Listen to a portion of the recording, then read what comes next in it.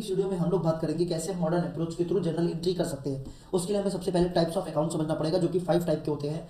पहला हमारा assets account, दूसरा लायबिलिटीज अकाउंट, तीसरा इनकम एंड प्रॉफिट अकाउंट, चौथा एक्सपेंस एंड लॉस अकाउंट, पांचवा कैपिटल एंड ड्राइंग अकाउंट। हम कोई भी लेजर ओपन करेंगे, हम उनको इन्हीं 5 कैटेगरी में डिवाइड करेंगे और जो हमारे रूल अप्लाई होंगे वो भी इन्हीं 5 कैटेगरी पे अप्लाई होंगे।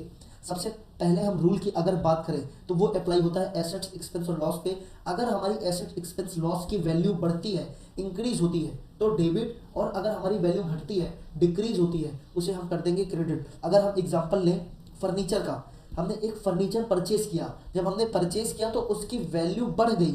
जब हमारी वैल्यू बढ़ गई तो एज पर रूल हम उसे डेबिट कर देंगे। उसी प्रकार से अगर हम इसी फर्नीचर को सेल कर दें तो उसकी वैल्यू डिक्रीज हो जाएगी, कम हो जाएगी, तो हम कर देंगे क्रेडिट।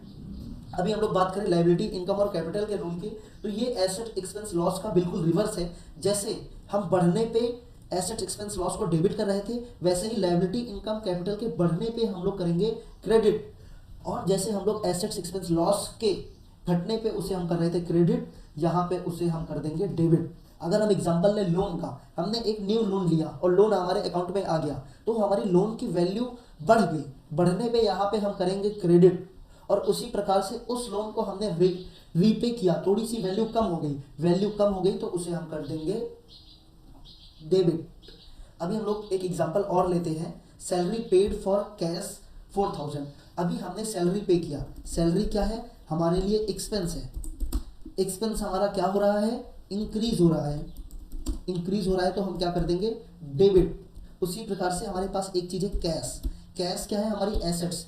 एसेट्स क्या है, हमारी डिक्रीज हो रही है, एसेट्स हमारी डिक्रीज होती है तो उसे हम कर देते हैं क्रेडिट। ये रूल आपने ऊपर भी पढ़ा होगा। यहाँ पे एंट्री हो जाएगी salary account debit 4000, cash account credit 4000।